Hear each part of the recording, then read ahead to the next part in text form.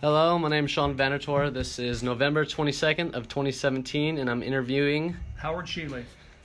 Thank you for joining me today, Coach. I really appreciate it. So I'm going to start out with just a few personal background questions. So when and where were you born? I was born in Dighton, Kansas on November 10th, 1942, about 2 o'clock in the morning. What are your parents' names? My father's name was Blaine, and my mother's name was Geraldine. I had a stepdad and a stepmother also. Stepdad was John, and my stepmother was Nancy. What were and are their occupations? My dad was a refinery worker, and my mother was a housewife. My stepdad was a farmer, and my stepmother was a worker at various jobs. She managed a Dairy Queen. And then do you have any siblings? I have 2 stepbrothers, a stepsister, and a half-sister. And what are their names? The 2 stepbrothers are David and Danny, and the stepsister is Debbie, and the half-sister is Delane. And how old are they now? Well, I knew you'd probably ask that, but David has deceased. David was 54 years old. He died. Danny is probably around close to 60.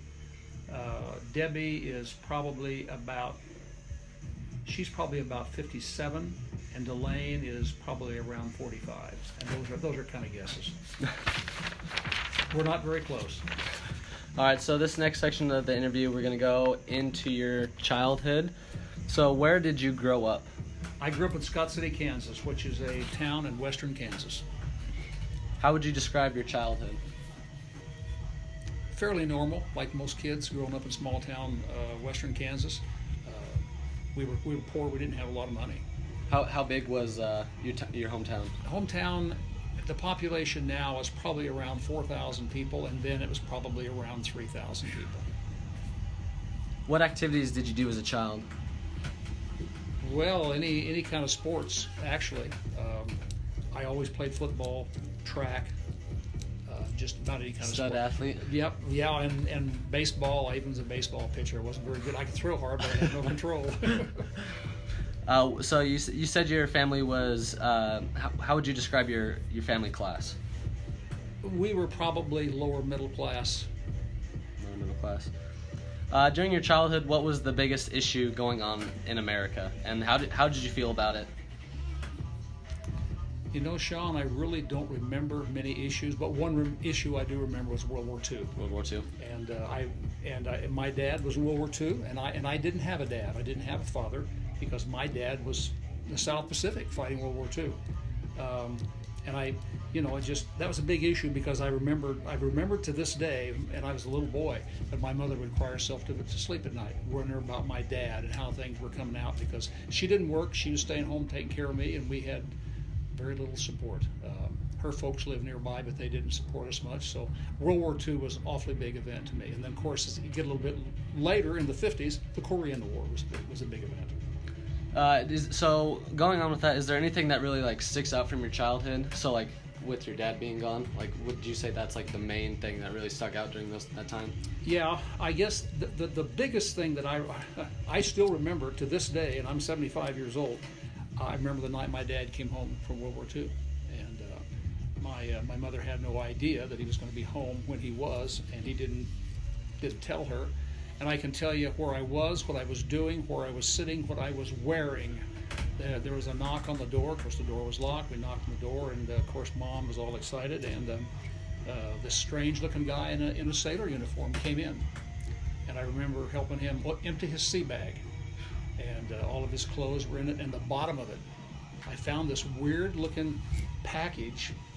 It was about, I suppose, a couple inches long, and it was chewing gum, and I had never had chewing gum in my life. I said, "What's this?" And he said, "That's gum." It was Wrigley's Spearmint gum, and it had 3 sticks left in it. I was in heaven. I had Wrigley's Spearmint gum. That's good. That's crazy. So was it, when was he supposed to come home then? Well, I don't know. Or did you guys know? We did not know. Mother might have known, but I don't think she knew for sure. Dad, I think, was probably scheduled to basically maybe fly, maybe take a train, but to save money, Dad hitchhiked He mustered out in California, I believe, and he hitchhiked from California. Of course, back in those days, people picked up all kinds of military people. If a man was on the road in a uniform, people stopped and picked him up. They took him as far as they could, and many times they'd let him off and they'd find somebody else. Well, here's a guy, and he'd hitchhike then. And even I remember as a kid, if we ever saw a military man hitchhiking on the road, my dad would stop and pick him up. That's a huge change from today and the crazies that want to hitchhike. Absolutely. So for this next section, we'll go on to the 1950s. So at the start of 1950, how old were you? 8 years old, 1950. 8 years old. So since you're only 8, did you really notice anything like with civil rights, like in your town at all? Not really. You know, civil rights probably didn't exist much in my hometown because there was a family, a black family. Their dad was a farmer that was north of town, and they had a fairly good sized family. And those kids came to school with me. I mean, they went to a country school, and then in high school they came to school with the rest of us. And I mean, they were just kids like the rest of us. Yeah. They didn't have a lot of money either, and the girls were just normal girls, and the boy Alvin was a pretty good athlete, and so he played football with the rest of us. Very nice. So I guess you're only 8, but if there wasn't really a civil rights movement going on, you really didn't have a big view on it, did you? And then, so what was your views on the presidents during this time, and which one was your favorite and why, if you can remember? Well, I remember a little bit of Harry Truman in the end of the 40s. I remember Eisenhower pretty well. Then Kennedy was elected in, 60, I believe. Harry Truman, yeah. Harry Truman was a pretty good president. He was my kind of guy, just very plain spoken. He did what had to be done, and a lot of people disagreed with what he did. But he wanted World War II to get over, and so he got it over. Eisenhower was very popular because he was the commander of all the Allied forces of World War II, and he was a very popular president. And I think just about everybody liked him. Very popular. Not like today. There was not. To me, I don't remember any of the fighting between the Democrats and Republicans like that stupid stuff we have going on now. But I think everybody got behind him, and thanks to him, we have our wonderful interstate system that we drive up and on. He got that started, and works well. Perfect. So since you were little, like you said previously, did you hear anything about the Black Panthers or what they were doing at the time? I remember a little bit about the Black Panthers. When was the Mexico City Olympics? Was that the 60s when they did the the Black Pride? Yeah, that probably was not too well thought of in my end of the world in western Kansas. That was just not very well thought of. Uh-huh. Yeah, Albert, just one second. Okay. Albert or Vaughn, turn this down.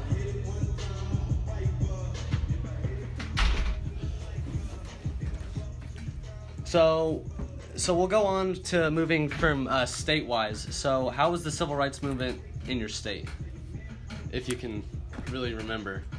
Are we talking 50s or into the 50s? 60s? In the 50s. Yep. I could not tell you. I have no idea. Again, my world was Scott City, Kansas. Yep. And that was it. And that was basically my world until I graduated from high school. And, probably the same with you. Greeley, Colorado was pretty much your world until you graduated. Exactly. Then you get out and you start looking things over. So I don't know about the civil rights movement in Kansas. I couldn't tell you. So when the Cold War rolled around, did you notice any like major changes in your hometown, and then just in general, really like school, if you guys talked about it, or how if anything was different? I remember we had bombing drills and things like that where you had to go to protected places in case there was a war with the Russians. There was always drills, once a month. You had to get under the desks and put your hands between your knees and all that stuff. But other than that, I really don't remember. Okay, so let's go on. So what was the most important part of the 50s in your eyes?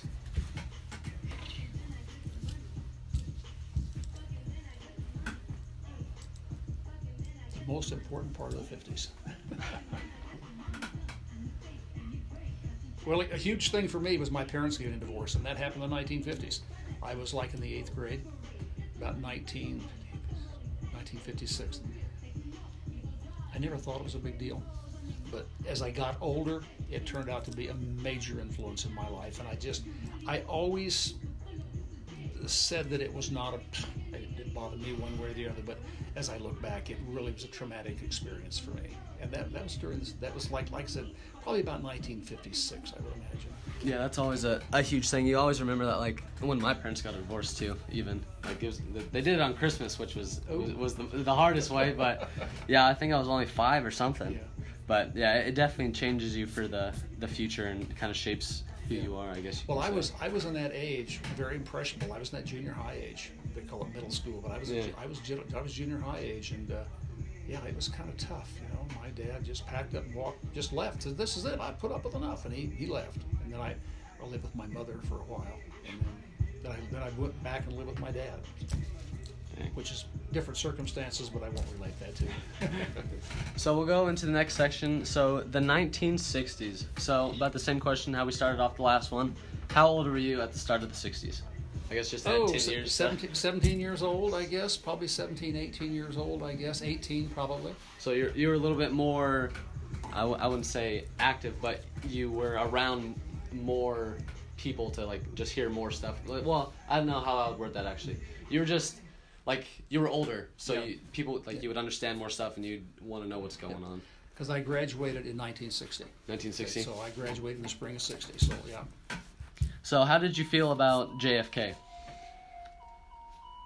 I thought everybody liked John F. Kennedy. And all that stuff about the Catholics and all that, you know, him being a Catholic, and a lot of people thought this is terrible. The Pope is going to start running the United States now. But, you know, gee whiz, you know, everybody liked him. He was a great guy, you know. He had some faults later on, but I didn't know any of those faults. So what were your initial thoughts about the Vietnam War? Were you pro-war or anti-war? Pro-war. I've always supported the United States of America, and I still support the United States of America. I've always supported the President of the United States of America, and I still support the President. I'm assuming that he's a whole lot smarter than I am, and he's probably making good decisions, and he has good people in place in his cabinet and whatever to make good decisions. So I've always been extremely supportive. I guess maybe a little later on as that war went on, I kind of questioned it. But granted, had I been drafted, I'd have went to Vietnam. I had friends that went to Vietnam. Had some friends got killed in Vietnam. But had I gotten drafted, I'd have been. I certainly wouldn't have ran off to Canada.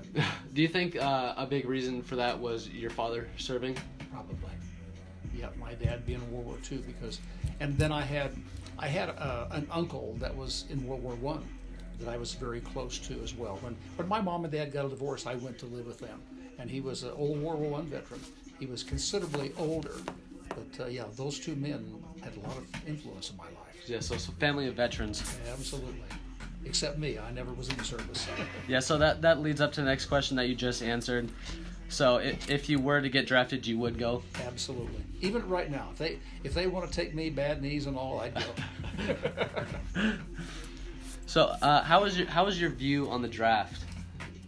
Did you like how it was the selection, or were you kind of against it as it went on? Didn't bother me any. Didn't bother you? Because you had to have something. You had to have something. And personally, I think we now should have something similar to that. I think everyone maybe should give 2 years to their country.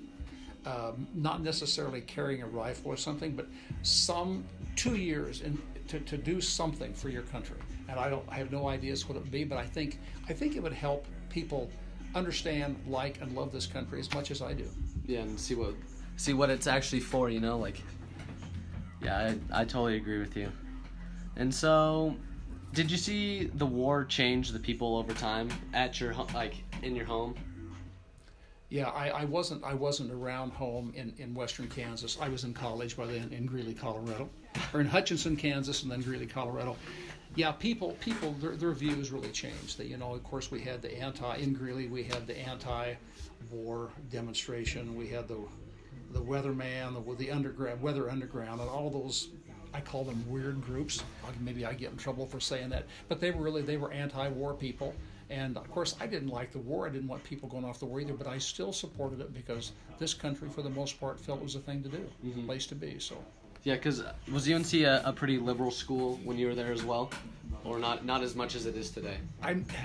Maybe I should ask you. It's fairly liberal now, isn't it? Yeah. When I was there, it was fairly conservative school, but I kind of suspect that, as a lot of schools are, especially in Colorado, they're pretty darn liberal. But it was fairly conservative. I could tell you some stories about, but I won't tell you. So how did you feel about Nixon during the beginning of his term? Was he liked? Did you like him? Was it kind of like a? I think he was I think most people liked him. As things went on and the Watergate came out, and that was not very popular. But I think Richard M. Nixon was fairly popular. So after Watergate and everything that came out with that, did your views change on Nixon? Probably did. I'm thinking, I'm thinking back, I think probably his resignation was the best thing to do. Yeah. So when JFK was assassinated, do you remember where you were? Mm-hmm. I was on campus at University of Northern Colorado, the old Colorado State College. I was on campus, and that was quite a day, quite a time. How'd you hear how did you hear that he was assassinated? I was just walking down the sidewalk. I was just coming out of the athletic office area, which was right across from the old student union, and I was just coming out of there, walking down the sidewalk, getting ready to go over that short bridge and go into the student union. And these places you probably don't even know. And somebody came running down the sidewalk. Go to the radio, turn the radio on. President Kennedy's been shot, and everybody's kind of like, yeah, sure, goofball, I'm sure, yeah. And come to find out, it was true. He had been shot. And then, so when Martin Luther King was assassinated, do you remember where you were? That was in April of '68. I was teaching. I was teaching then, and I was teaching in eastern Nebraska, and I couldn't tell you exactly what I was doing, but I do know on that. I remember April of '68, April 4th, I think. I was in eastern Nebraska teaching and coaching. So, how did you respond, or how did you feel to the riots and everything that happened from the murder of Dr. King? Did that really influence you here in Nebraska, or? I just can't say. I have never been a person in favor of riots. I don't mind protests because that's okay. Yeah. But riots, I don't like. I don't like riots where you're burning stuff, you're breaking stuff, you're destroying stuff, and some poor guy is over here. He's got a little mom and pop store, and what are you doing? You break his store down, you go in, you rob everything, you burn his store. That doesn't make sense to me because that guy had nothing to do with the assassination of either Kennedy or Martin Luther King. It's like I said, protests are okay, but those demonstrations and riots are absolutely asinine. So did you feel like the country was brought back together during that time, or did it kind of separate when everything happened with those assassinations? Started to separate. Yeah. And personally, our country is still continuing to divide. Do you think it's from that moment on, or that's what you think? I think probably this country has started drifting apart, and everybody is going into their own little groups, their own little segments, and we don't have a united. We're not Americans as we should be, as we used to be. Now we have this group that's this and this group that's this, and so we're splintering, and I don't think that's good. So do you feel like, I don't even know how I would word this question, but so you still think that racism is a big deal in this country? I don't know, because that just kind of going off that whole assassination deal. I don't know. I don't feel it because I'm white, obviously. African Americans say yes. Maybe in some parts of the country, yes. In other parts of the country, probably no. Mm-hmm. I can't stand. I just can't say. As I look around, like I say, and here in Hastings, Nebraska, do you see racism? I don't really see it. I mean, up here with our wrestling team, we got black kids on our team. They're like everybody else. Yeah. They're just like you and me. They're not white, but they're just like everybody else. Yeah. So maybe in certain parts of the country, racism is an issue, but here I don't think so. So we'll go from that to just other movements during the '60s. So it's kind of a real big change, but did you have the feelings about the gay rights movement, and I guess in Nebraska, did you see much about it? No. Yeah. And so the next question, was there anything going on near you related to the gay rights movement? No. No? Nope. Was it really talked about here in Nebraska at all? Maybe. Be honest, maybe I just tuned it out. Yeah, it's just not an issue for me, I guess. Yeah. So what do you think the biggest success was during the 60s? Like that doesn't have you to mean be... for this country, or for me, or for whatever? Let's do both. Well, for me, it's getting out of high school, being able to go to college, having a scholarship to be able to compete in athletics, and being able to graduate from college. And all that happened in the 1960s, and getting finishing my master's degree. All that happened in the 60s, plus getting married, having a family. All of that happened. See, all of those things are big deals for me in the 60s. And I don't know. Other than that, like I said, those things were so big because I had to work to get through school, and luckily I met a good person in Greeley, Colorado, and she's from Minnesota. But we met and got married, and had a pretty tough time of it because both were poor, but we made it. That's good. That's very good. And what do you think the biggest failure of the 60s was? Maybe not for you, but as a country.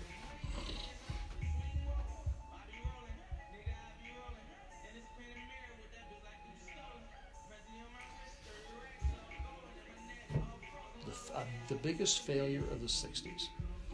Woodstock. I won a bunch. What a bunch of characters.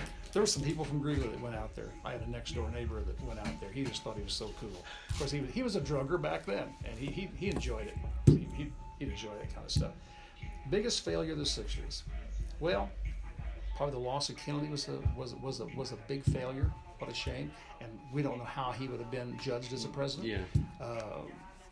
The loss of a peaceful man like Martin Luther King. He was a protester. He wasn't a rioter and burned things. He had peaceful demonstrations. He had marches, but he had peaceful demonstrations. Mm-hmm. And those are a couple things that I think were successes.